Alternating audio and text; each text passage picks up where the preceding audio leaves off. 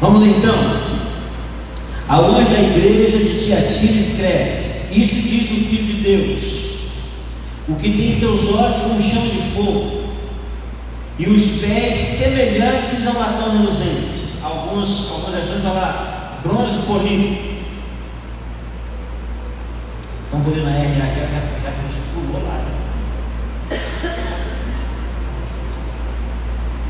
Conheço as tuas obras, teu amor, tua fé, teu serviço, tua perseverança, as tuas últimas obras mais numerosas do que as primeiras.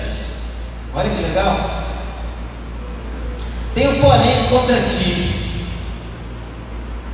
o tolerares essa mulher Jezabel, que a si mesma se declara profetisa. Vai vendo. Não somente ensine, mas ainda seduza, que a si mesmo se declara profetiza. Não somente ensine, mas ainda seduza os meus servos a praticarem a prostituição e a comerem coisas sacrificadas aos ídolos.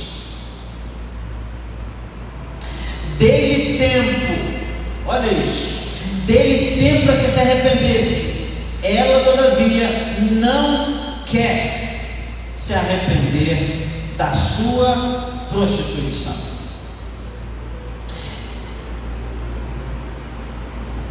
Eis que apóstolo de cama, bem como em grande tribulação os que com ela adulteram, caso não se arrependam das obras que ela incita. Matarei seus filhos, e todas as igrejas conhecerão que eu sou aquele que sonda as mentes e corações, e vos darei a cada um segundo as vossas obras.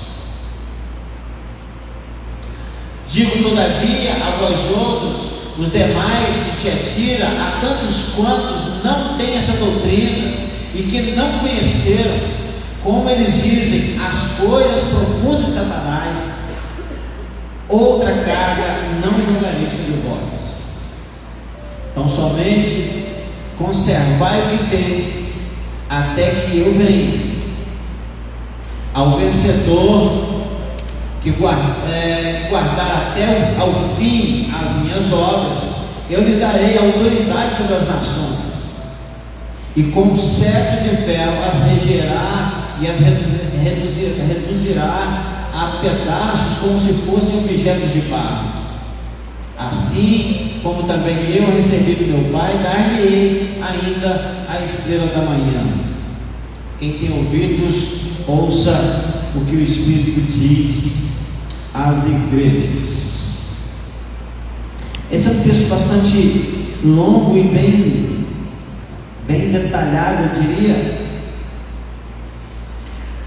Eu quero bater numa mesma tecla durante esse período que estamos falando das 7 igrejas da Ásia, que a visão que temos tido é que são, na verdade, introduções personalizadas. No caso literal, existiram essas igrejas nos locais definidos, porém a grande carta a essas igrejas que representam a igreja do Senhor em todos os tempos é o próprio Apocalipse. Portanto, eu entendo que cada um desses textos, que tem como título Carta à Igreja Tal, são apenas introduções a cada carta para mostrar a característica de cada uma dessas igrejas, que representa características que estão ligadas à igreja de Jesus de todo o tempo. Nós já falamos aqui algumas delas, e hoje a representatividade aqui de Tiatira. É interessante que Jesus aqui, ele se apresenta como aquele que vê tudo e pode julgar com autoridade, porque ele vê tudo. Os olhos como chama de fogo, pés como bronze polido, que significa juízo, justiça. Então ele vem com esse tom. Nós temos aqui outras formas que ele veio trazendo em cada aspecto da igreja. Há aqueles, é claro, que entendem isso como fases da igreja. Por exemplo, vai dizer que de certo tempo, de certos anos, do ano do primeiro século até tal século, a igreja de Éfeso representa esse período. Mas eu não consigo ver assim, eu já expliquei para os irmãos e volto a explicar, porque cada um desses aspectos, desde Éfeso até Laodiceia, nós vamos conseguir vê-los na igreja da atualidade. Por exemplo, se você encontra, o que mais me chama a atenção é o começo de tudo.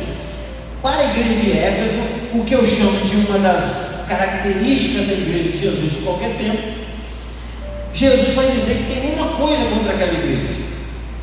Ou seja, qual é o primeiro passo, o primeiro erro que a igreja cometeu? Afastar-se do seu primeiro amor.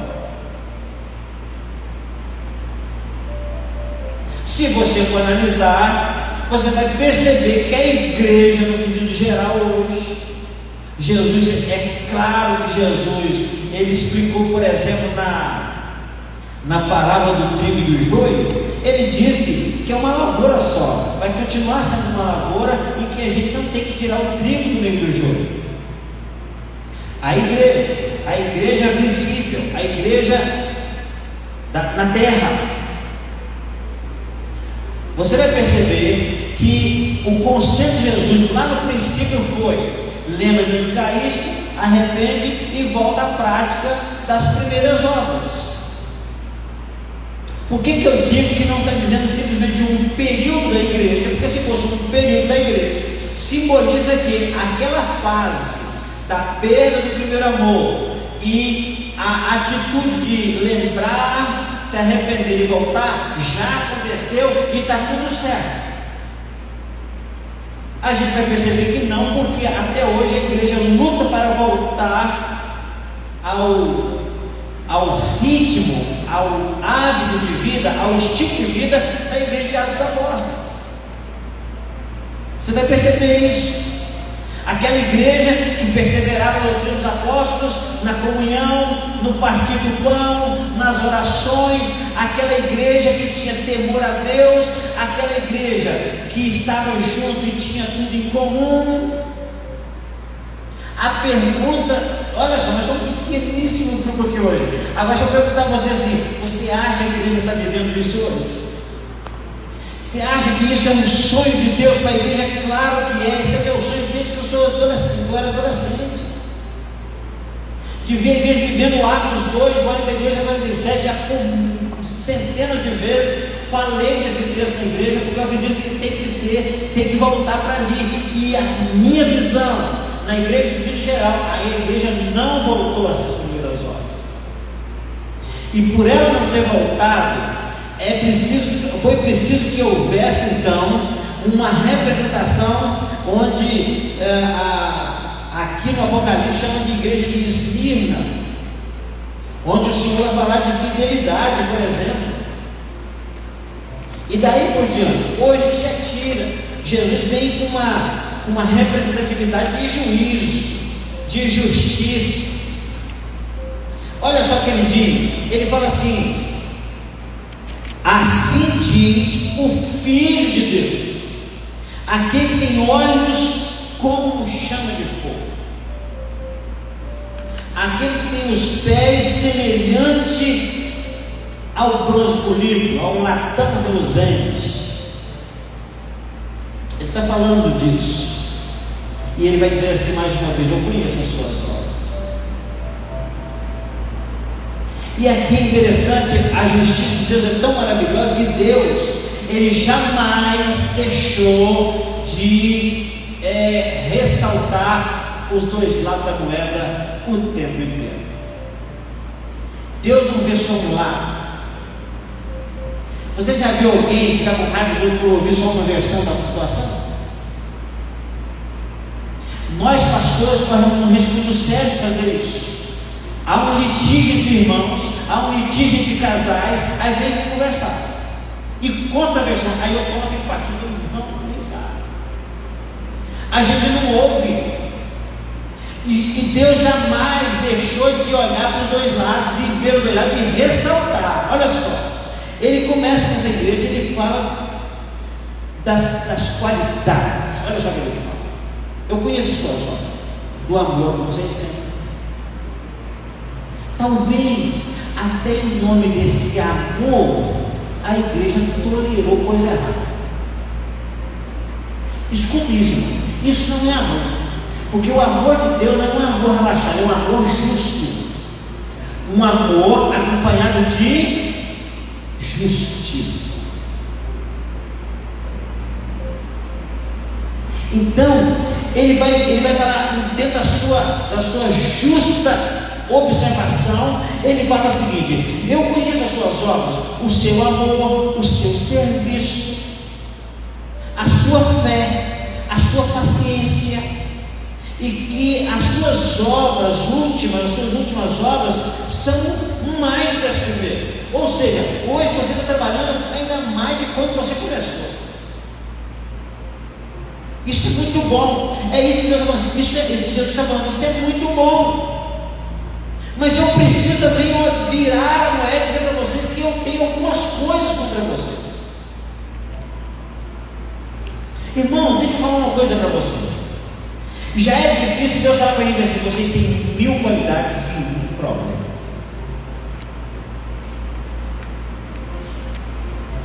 Antigamente uma música, você ia Roberto Carlos cantava essa música, dos antigos aí, eu não sou. Vamos lembrar. Dizia assim: sei que minhas qualidades cobrem os meus defeitos, é isso? É isso? É assim?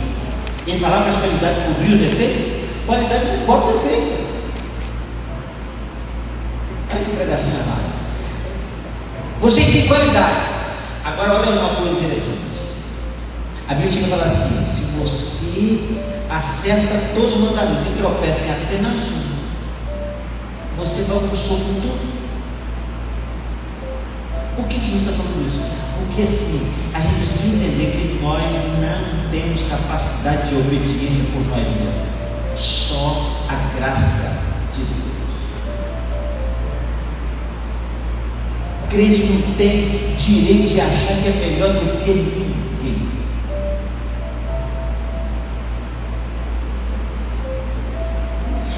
Irmãos, olha isso. Você vai perceber que ele vai dizer assim: algumas poucas coisas. Ou seja, é mais de uma. São algumas, são poucas, mas são algumas. E ele vai dizer assim: quais são? Primeiro, você tolera Jezabel. Se você for analisar,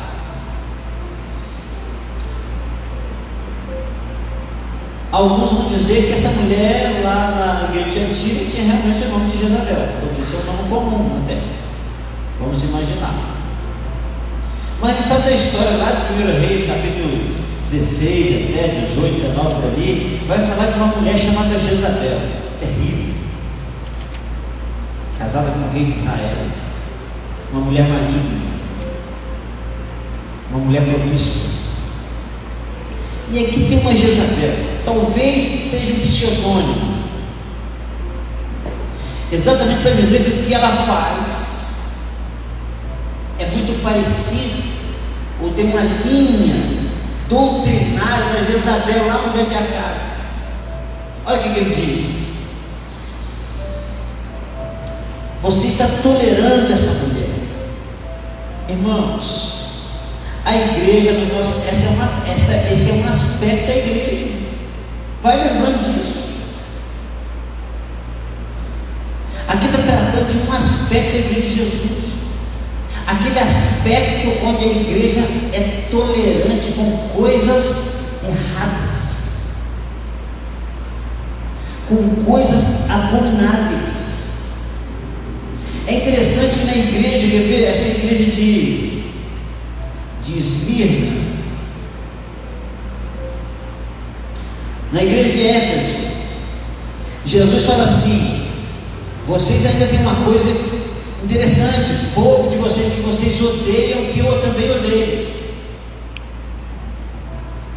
a respeito da obra dos nicolaítas. Nesse caso ele vai dizer assim: vocês deixam Jezabel, mulher que se diz profetiza, vocês deixam ela ensinar na igreja. Aí ela não profetiza, ela se autoproclamou profetiza. Irmão, o que nós temos na igreja, na chamada igreja de Jesus no nosso tempo, pessoas se autoproclamando líderes, pastores, bispos, apóstolos, anjos, arcanjos, não sei, pessoas autoproclamadas. E aqui Jezabel, ela se colocou como profetisa, e a igreja, talvez uma igreja tão amorosa que chegava a ser tolerante, e ela deixava aquela mulher no altar. Irmãos, altar não é esse lugar mais alto. Essa igreja precisava ter esse lugar mais alto para ter um altar. O altar é o lugar de onde se proclama, é de onde se manifesta a voz de Deus. E deixar essa mulher ensinar e enganar os servos de Jesus.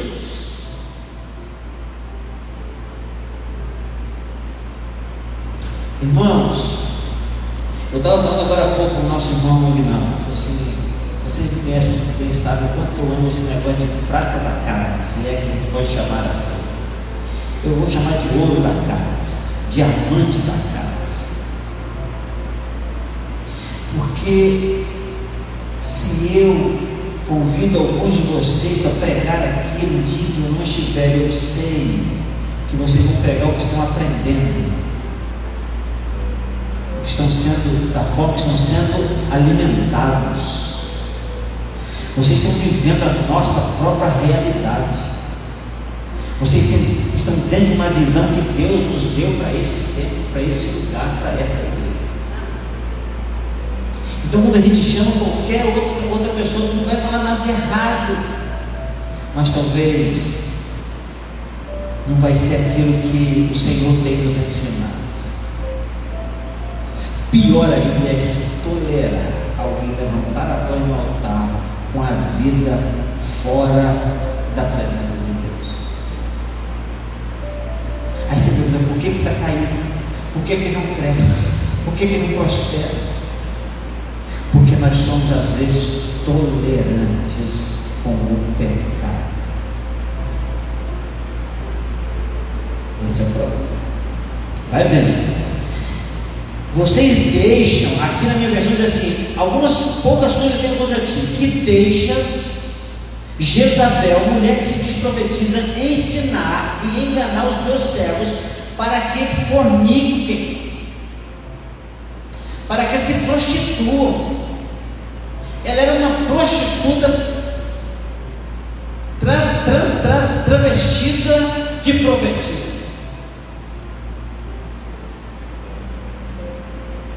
Isso tinha lá dentro da igreja.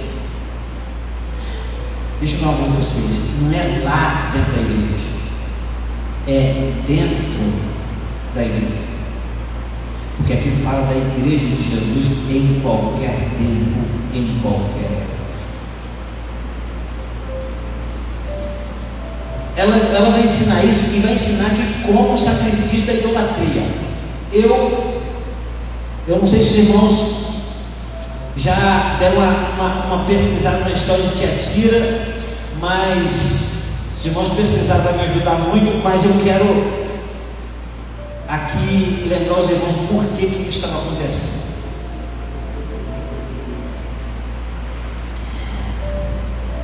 Olha só, olha a justiça, a bondade de Jesus, quando diz assim: eu dei tempo a ela, para ela se arrepender,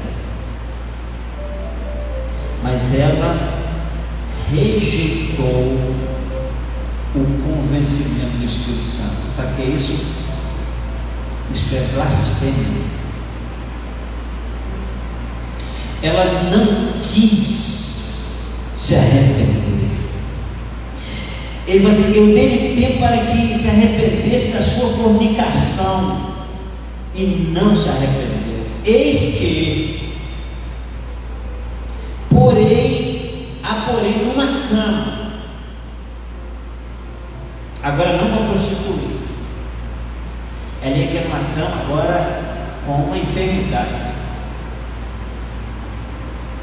onde ela prostituía, agora ela vai sofrer, porque ela não se arrependeu. Jesus deu tempo para ela. E sobre os que adulteram com ela virá grande tribulação. Há um juízo acontecendo, amém? Há um juízo acontecendo.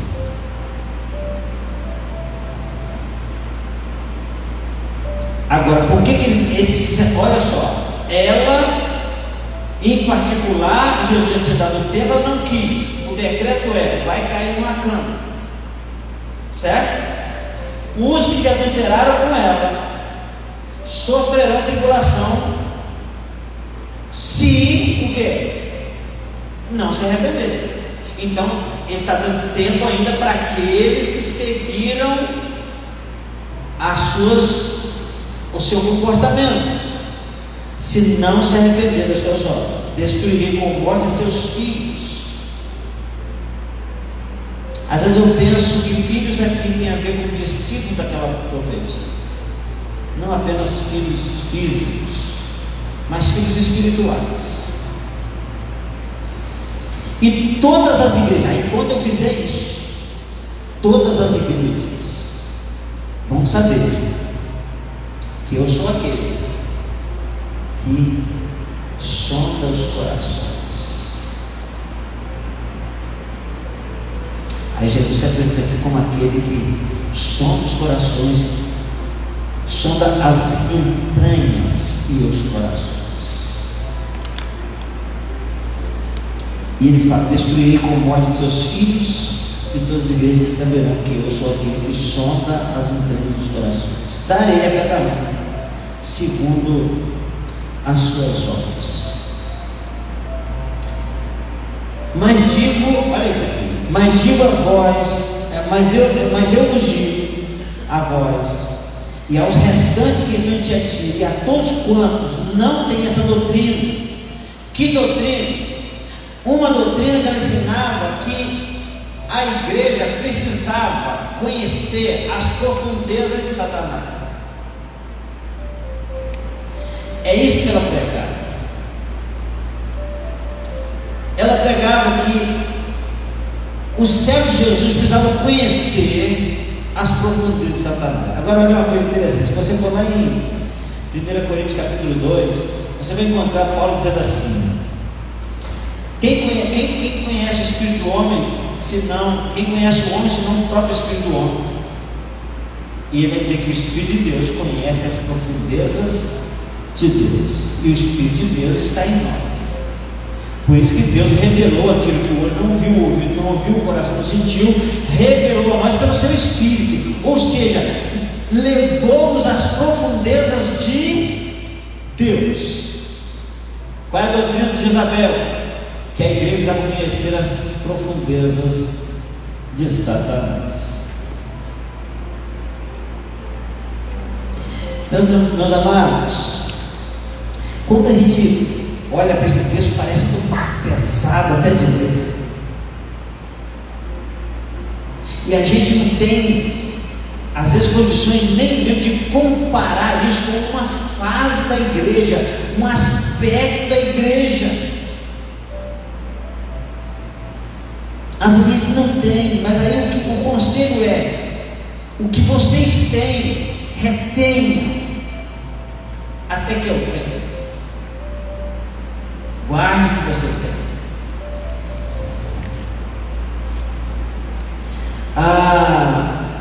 Tiatira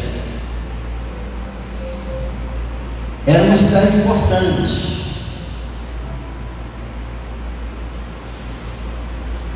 Era uma cidade comercial.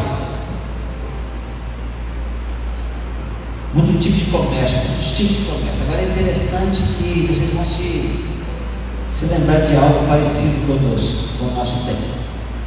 Naquela cidade havia muitas corporações comerciais, muitas associações comerciais. Os que vendiam púrpura, os artesãos, os que comercializavam ouro, daí por diante, essas coisas. Mas sabe qual que era o interessante daquilo? É que para você se adequar ao comércio regional, ao comércio da cidade, você precisava fazer parte de alguma dessas agremiações. Entendeu? Para você ser alguém da sociedade, poder comercializar as coisas suas, para você ter um emprego legal, para você poder negociar, você precisava fazer parte de um tipo de associação relacionada àquilo que você fazia, a sua profissão.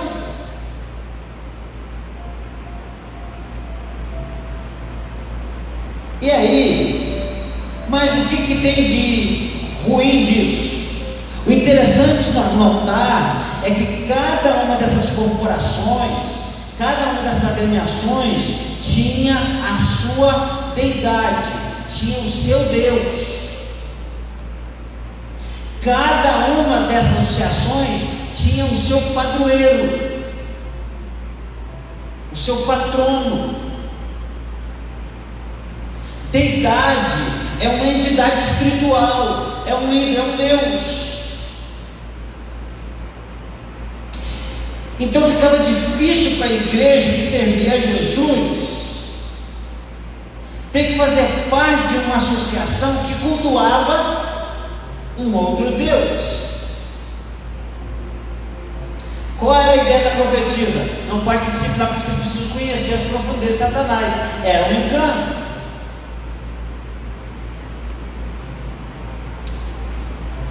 Então, cada associação, cada grêmio daquele tinha o seu próprio ídolo, o seu próprio Deus. E para você ser alguém bem relacionado na cidade, você precisava fazer parte de alguma daquelas agremiações.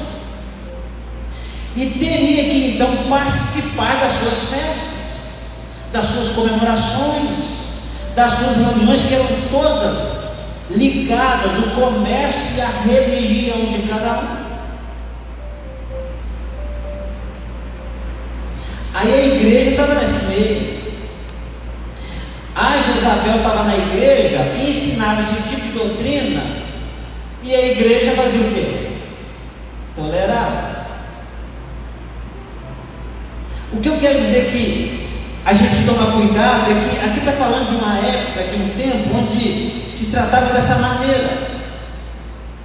Mas se você vai ver, se você perceber, vai ter algumas semelhanças com o nosso tempo. Às vezes, para você fazer parte de um certo tipo de área da sociedade, você precisa se curvar a algumas culturas, a alguns deuses. Você precisa, senão você não faz parte, senão você não está dentro, senão você não prospera. Então você precisa fazer parte. Você precisa, nem que seja um pouquinho, nem que seja meio que camuflado, mas precisa fazer parte. Aí eu sou crente, meu pastor não posso saber disso, não, mas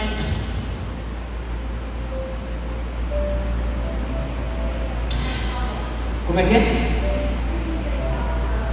Não é verdade? Aí o que acontece? Aí veio o Natal. Olha aí, veio o Natal. Eu já quase apanhei com esse negócio de Natal, vou ter que parar de pregar sobre Natal, irmão. Uma vez que ele me bateu de todo jeito porque eu estava pregando contra o Natal. Eu quase não saí na porta da frente da igreja, irmão. Ainda bem que eu estou aqui ainda vivo. Pois é. E não fui só eu não, uma galera comigo ainda, né? Quem queria me defender estava apanhando também. Então, sabe, irmão? Aí você fala, desse jeito, pastor, a igreja não vai crescer. A gente precisa ser um pouco mais flexível, senão a gente não alcança os corações. Você precisa nas profundezas de Satanás conhecer lá. Sabe, irmão, era essa situação lá. Significa dizer que em Tiatira a vida econômica estava intimamente ligada ao paganismo. Destacava-se então a cidade, a produção e a comercialização de tecidos, cerâmicas e trabalhos com metais. A carta à igreja de Tiatira começa trazendo mais uma autodesignação de Cristo, quando ele fala que ele é o Filho de Deus, tem olhos como chama de fogo, pés como bronze polido. Não é? É interessante quando ele fala esse negócio do bronze polido, porque lá em Tiatira tinha uma famosa associação que trabalhava com bronze. Então Jesus mostrou que havia uma identificação. Como disse, ele elogia a igreja e depois ele fala a respeito da tolerância com Jezabel. A verdade é que em Tiatira, Jezabel encontrava um ambiente muito propício para propagar o engano, por causa dessa ideia. Irmãos, os irmãos trabalham com produtos de venda. Se os irmãos não abrirem os olhos, vão começar a vender coisas que estão totalmente fora dos propósitos de Deus. Mas pastor, se a gente não vender isso, o outro vai vender e vai ganhar a concorrência. E daí?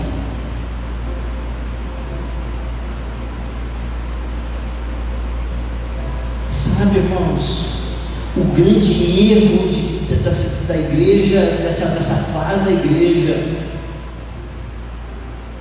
foi que o fato da vida econômica da cidade era organizada em associações e cada uma possuía o seu Deus. Era praticamente impossível pertencer à vida social e comercial da cidade sem ter que abraçar os costumes religiosos.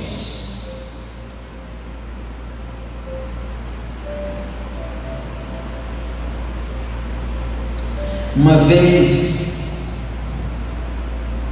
introduzido em uma dessas associações, o membro da igreja era esperado dele que participar das festas pagãs. Por exemplo, você participa de alguma associação ligada à escola. Aí vem as festas juninas.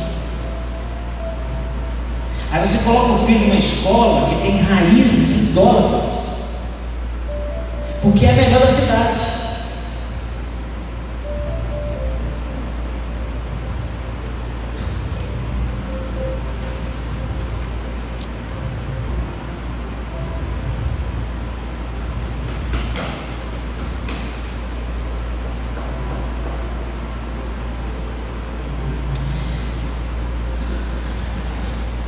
Perdão. O que acontece, irmãos? Nós corremos risco muito sério, porque às vezes não toleramos aqui, mas toleramos lá fora, porque nós não somos igreja só aqui dentro. O fato não é só estar aqui dentro, o fato é a nossa vida lá fora. E nós vamos nos adentrando, porque é até mesmo uma chance que a gente pregue o evangelho lá.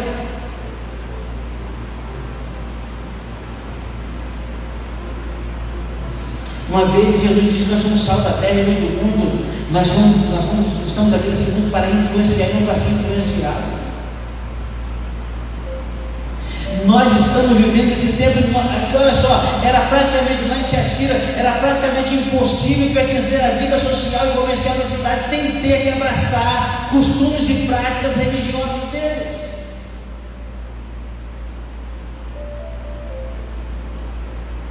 Uma vez introduzido, era esperado desse indivíduo que ele participasse das suas festas, que ele participasse dos seus banquetes oferecidos a demônios.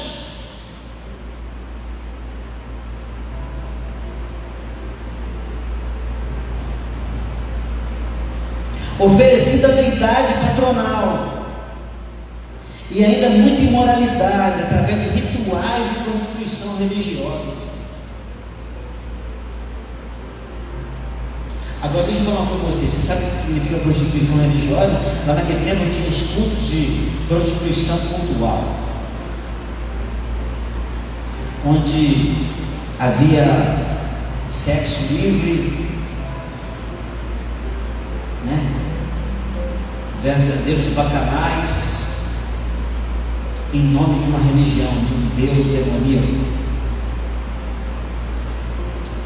Mas a prostituição acerca da igreja não significa só isso. É quando nós temos o nosso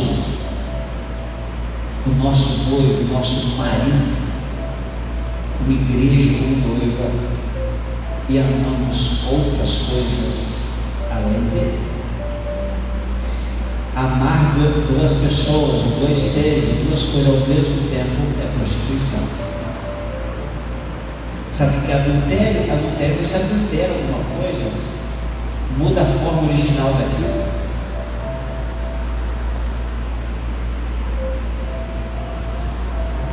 Precisa, irmãos, a gente precisa acordar com algumas coisas, e eu sei que não é fácil, e a Bíblia nunca disse que seria fácil. Mas ser crente é sempre difícil demais. A Bíblia vai dizer assim: todo aquele que decide andar piamente na presença de Deus sofrerá perseguições.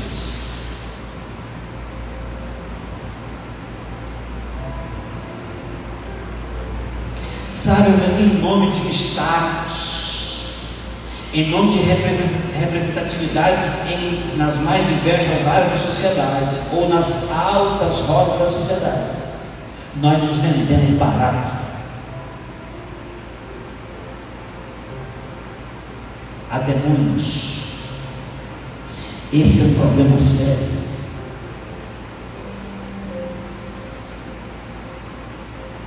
Não significa que a gente não tem que viver no meio.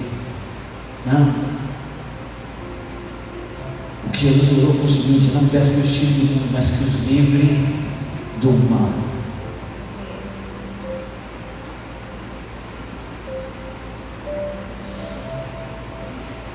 Eu não me importaria de saber que numa sexta-feira, num sábado, você estivesse numa casa de show,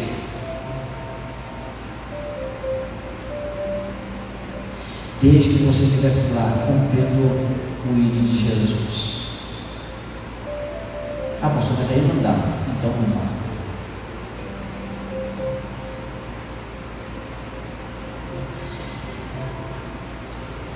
Isso. O cristão da igreja de Tiatira não tinha vida fácil. Por isso que a Bíblia fala de uns restantes que sobraram,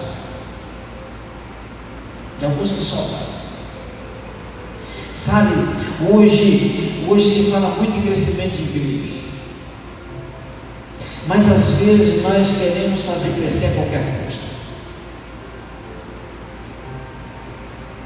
Paulo diz assim: eu plantei, Apolo regou, mas quem deu o crescimento foi Deus. A Bíblia diz que a igreja vivia numa comunhão, no partir do pão, nas orações, na doutrina dos apóstolos, vivia com temor, vivia praticando a comunhão, a comunidade, vivia vendo milagres acontecendo, vivia louvando a Deus e caindo na graça de todo o povo, ou seja, era uma igreja bem vista na sociedade. E a Bíblia dizia: Deus acrescentava à igreja aqueles que iam sendo salvos. Qual o problema da igreja de Tiatira? Tolerar uma mulher chamada Jezabel. Tolerar ensino sobre prostituição e profundeza de Satanás dentro da igreja. Mas quando eu falo dentro da igreja, eu estou falando dentro do templo, eu estou falando dentro da igreja.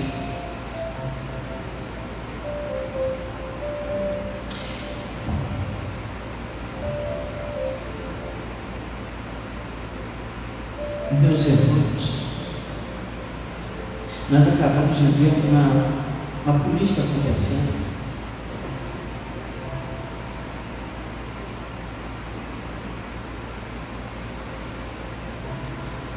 E não é de duvidar que crentes ou chamados crentes se venderam.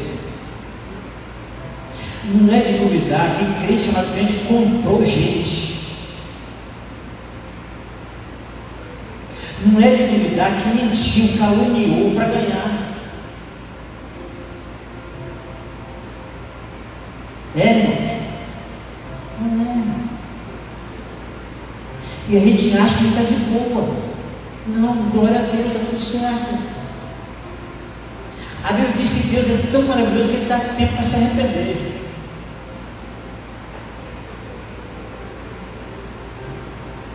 Agora a pergunta que eu faço é: qual é o tempo? Quanto tempo? Sabe quanto tempo eu já tive a arrepender? Até agora. O meu tempo a arrepender é até agora. O seu tempo a se arrepender é de todo o tempo atrás até agora. Eu dei tempo para se arrepender. Na verdade, lá na Tiatira, se eles não participarem de uma associação, era basicamente excluir da sociedade, passar por necessidade, passar por fome e passar por perseguição. E olha que no nosso tempo, no nosso caso, nem somos obrigados, nem sofremos perseguições, nem mesmo teremos problemas para comprar os alimentos, pelo menos por enquanto, se não participarmos dessas porcarias. Mas em nome de uma amizade, em nome de um status, em nome de uma aparência, em nome de um lugar na sociedade, nós nos curvamos. Com medo do próximo festa a gente não ter um convite. Eu fui convidado.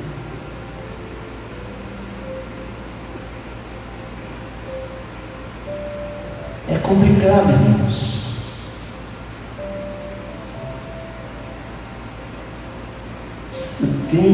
O crente de Tiatira negava o mundo e enfrentava privações decorrentes disso, ou negava o Senhor. É uma escolha. Ou negava o mundo, ia sofrer as consequências de negar o mundo, ou negava o Senhor e sofreria as consequências de negar o Senhor.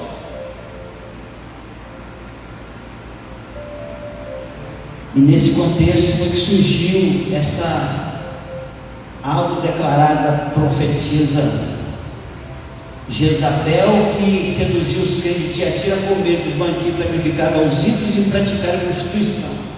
Ela pregava que os crentes tinham que conhecer as doutrinas, ou aliás, as profundezas de Satanás, como está lá no verso 24. Ela ensinava que o crente podia explorar as coisas mais profundas de Satanás em seu corpo. É isso que ela ensinava. Na verdade, ela ensinava definitivamente como ser endemoniado, como ficar endemoniado. Não é? Exatamente. E ainda diz o seguinte: você pode fazer isso no seu corpo sem que isso prejudique o seu espírito. Ou seja, você pode ser crente e participar dos bacanais.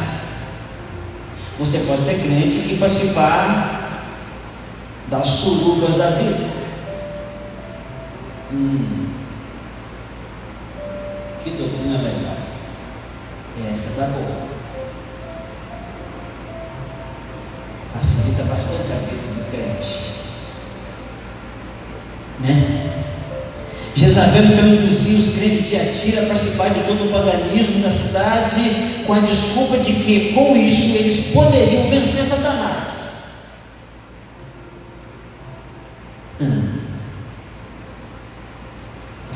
E para se tornarem cristãos melhores, deviam experimentar o pecado. Você não pode falar contra o pecado se você não conhece. Olha aspas,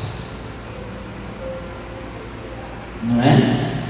Astuta cilada do diabo. Você não vai poder combater o inimigo se você não conhecer. Então você tem que ter um relacionamento com ele. Não é? Vem daí. Então é isso. É nesse contexto que o Senhor vem repreender a igreja. Eu quero aqui entender com você uma coisa muito interessante como igreja agora. E a gente já parte para encerrarmos.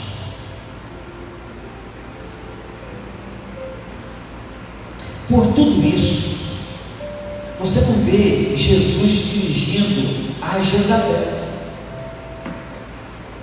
aos adúlteros que com ela se deitaram, aos discípulos dela. O Senhor manda carta ao pastor daquela igreja e repreende a igreja. Pastor, não é a igreja não, é aquela mulher. Não, aquela mulher está sendo tolerada aqui dentro, e o pecado daquela mulher é o seu pecado. Eu tenho contra você uma coisa: você tolera Jezabel. Ela poderia ser o que fosse, mas se você não tolerasse, ela não estaria aqui contaminando a sua igreja.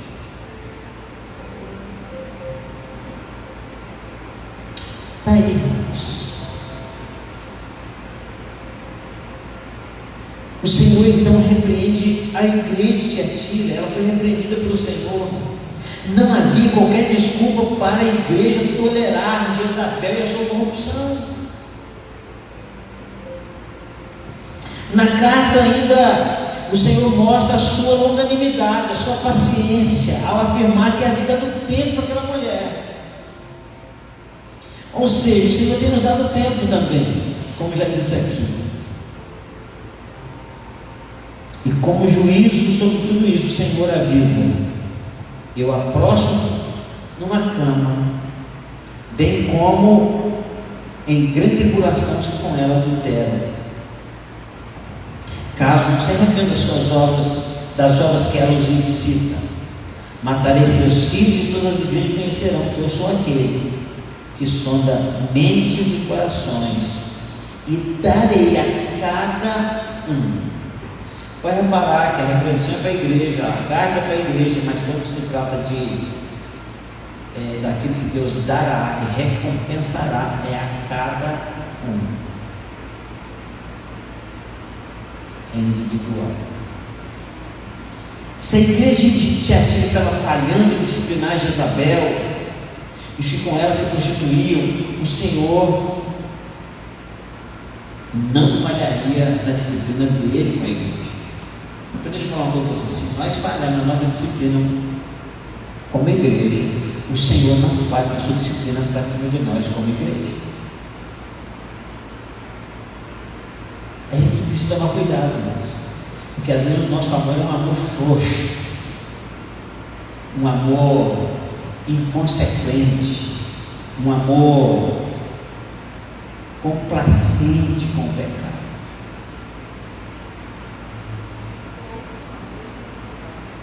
Olha,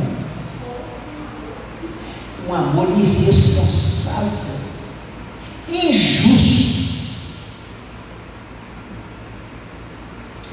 Deus é amor, Deus ama o tempo todo, mas Ele disciplina a igreja por tolerar o erro dentro dela. Meus irmãos, se você estiver vendo, assim como eu tenho visto, que isso são aspectos da vida da igreja em qualquer tempo, significa que o Senhor está nos alertando para esse aspecto no nosso tempo. As prostituições, os ensinos contrários ao que dizem a palavra de Deus.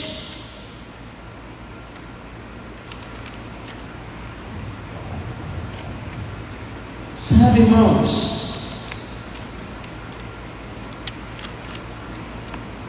a coisa é tão séria ao passar do tempo, que o castigo sobre Jezabel e seus associados serviria como testemunho para todas as igrejas.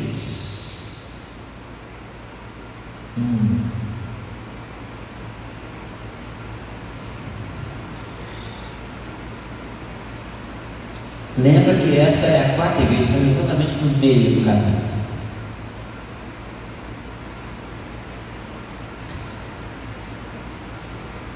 Ele diz,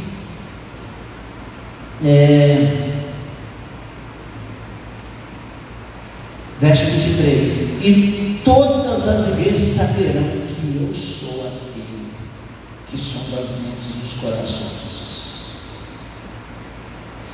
Eu sou aquele. Então vem a promessa. Eu queria trazer para você uma coisa muito interessante sobre a promessa. Em todas essas cartas você vai ver pelo menos algumas frases iguais e talvez duas nos finais das cartas. Uma delas é: quem tem ouvido ouça o que o Espírito diz às igrejas. Outra é: ao que vencer darei isso aqui. Tem isso ou não tem? Todas as cartas têm isso. Agora eu vou encerrar com essa curiosidade que talvez você não tenha percebido. Na primeira carta, ele fala, no verso 7, ele fala assim: quem tem ouvidos ouça o que o Espírito diz à igreja, e ao que vencer darei tal recompensa, certo? Na segunda carta, ele fala no verso 11: quem tem ouvidos ouça o que o Espírito diz às igrejas, e ao que vencer darei tal recompensa. Primeiro quem tem ouvidos, depois ao que vencer. Na terceira igreja, no verso 17, ele vai dizer assim: quem tem ouvidos ouça o que o Espírito diz às igrejas, e ao que vencer darei isso aqui. Está vendo aí? Até aqui, a sensação que a gente tem é que o Senhor, Ele fala assim: eu posso deixar para falar o prêmio por último, porque falando o que eu falei até agora já vai dar para que eles queiram me ouvir. Mas a partir daqui ele fala do prêmio antes de convidar a ouvir. A sensação que se dá é que ele fala assim: talvez ouvindo que vão ganhar, me ouça. Entendeu? Filho, vai lá na rua para mim, e quando você voltar eu te dou um presente.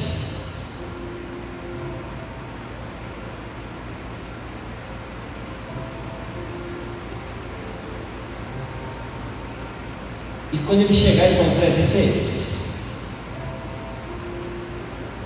Quando chega da quarta para frente, ele fala assim: o presente é esse aqui. Se você for lá e voltar, eu te dou. Primeiro tem que ver o presente. E parece que o Senhor entende que a igreja até então não está conseguindo ouvi-lo para depois saber do presente. Ele fala: quem sabe eu falando do presente primeiro, eles me ouçam. Porque o Senhor conhece também a dureza do nosso coração. Ele conhece o quanto que a igreja tem dificuldade de se converter. Grave isso. O Senhor conhece o quanto a igreja tem dificuldade de se converter. Talvez o povo mais difícil de se converter no mundo se chama crente, igreja. Porque tem a ideia de que já se converteu e está tudo certo.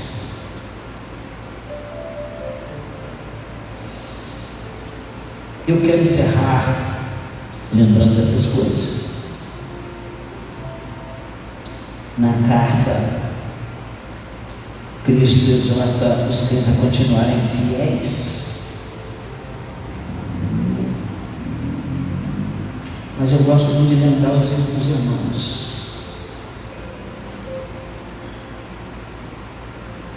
que o Senhor está sempre lembrando o seguinte: não se apoie na questão de que uma vez que você foi salvo, agora para frente faça o que quiser, que no final o Senhor vai te salvar. Porque um dia você disse se converter, levantou a sua mão. Ele vai dizer assim: o que você tem, retenha até que eu venha. E reter o que a gente tem não é fácil. E tudo que a gente tem é a salvação em Cristo Jesus. O que você tem, retém até que eu venha. Agora olha o versículo 26. Ele fala assim: ao que vencer e guardar até o fim. Irmãos, não adianta eu vencer e deixar o troféu de qualquer maneira. Porque quando chegar os meus netos, bisnetos, falam assim: meu avô, meu bisavô foi campeão. Foi. Cadê o troféu? Não tem não. Então, se você vencer e guardar até o fim, então eu te darei. Existe um negócio chamado perseverança até o fim. Existe aquele que perseverar até o fim será salvo. E a gente precisa se ligar nisso. Amém? Espero que você tenha sido edificado mais uma vez.